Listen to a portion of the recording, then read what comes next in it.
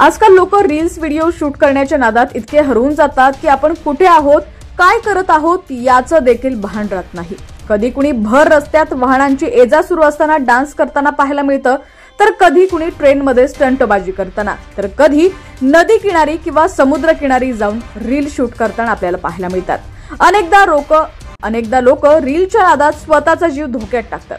Social मीडियावरती एक हृदयद्रावक video समोर आलाय, ज्यामध्ये व्हिडिओ शूट करताना काही सेकंदातच एक महिला नदीत बुडते आणि वाहून जाते। दरम्यान तिथे उभी असलेली तिची मुलगी मम्मी मम्मी असं ओरडत आहे। चिमुकलीची ती हाक ऐकून नेटकऱ्यांच्या अंगावरती काटा उभा राहिलाय। नेमकी ही घटना कुठे घडलेली आहे सविस्तर जाणून घेऊया। त्याआधी तुम्ही HPN मराठी न्यूज चॅनल पहिल्यांदाच पाहत असाल आणि अजूनही चॅनलला सबस्क्राइब केलेलं नसेल तर नक्की सबस्क्राइब करा, जेणेकरून आमचे अपडेट्स लवकरात लवकर तुमच्यापर्यंत पोहोचतील। ही घटना उत्तराखंडमधील उत्तरकाशी येथील मणिकर्णिका घाट इथं घडली असल्याचं समोर आलंय। आपल्या कुटुंबियांसह इथं भेट देण्यासाठी आलेल्या एका नेपाळी महिलेचा भगीरथी नदीत रील बनवताना वाहून मृत्यू झालाय। ही घटना सोमवारी दुपारी घडल्याचं सांगितलं जातंय। रीलच्या नादात महिलेनं तिचा जीव गमावलाय। व्हिडिओमध्ये नदीच्या किनाऱ्यावर एक महिला रील बनवताना दिसते। थंड पाणी असलेल्या नदीचा प्रवाह वेगात वाहताना दिसत आहे। ती महिला कोणत्याही सुरक्षिततेच्या उपाययोजनांशिवाय नदीत उतरली आणि रील बनवू लागली। त्यावेळी अचानक महिलेचा पाय घसरला आणि ती नदीच्या पाण्यात पडली।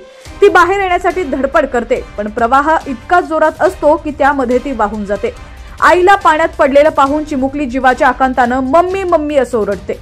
व्हिडिओमध्ये असं दिसून येते की अपघाताबाबत तिथं उपस्थित असलेल्या लोकांना काहीही समजलं नाही। चिमुकली घाटावरती उभी राहून आपल्या आईला हाक मारत होती, पण तोपर्यंत खूप उशीर झाला होता। माहिती मिळताच प्रशासनानं कारवाई केली आणि NDRF आणि स्थानिक पोलिसांची टीम घटनास्थळी पोहोचली आणि त्यांनी मोठ्या प्रमाणात शोध मोहीम सुरू केली। पण बचाव पथकानं बरीच शोध घेतल्यानंतरही ती महिला सापडली नाही। ही घटना पुन्हा एकदा आपल्याला विचार करण्यास भाग पाडते की सोशल मीडियावरती लाईक्स आणि व्ह्यूजच्या नादात लोकांनी जीव धोक्यात टाकू नये। प्रशासनानं इशारा दिलाय की पर्यटक आणि स्थानिक नागरिकांनी नदीकाठच्या धोकादायक भागात अत्यंत सावधगिरी बाळगावी। सोशल मीडियासाठी कंटेंट तयार करताना सुरक्षित नियमांकडे दुर्लक्ष करणं घातक ठरू शकतं। उत्तरकाशी प्रशासन आणि स्थानिक पोलीस महिलेला शोधण्यासाठी सतत प्रयत्न करतायत।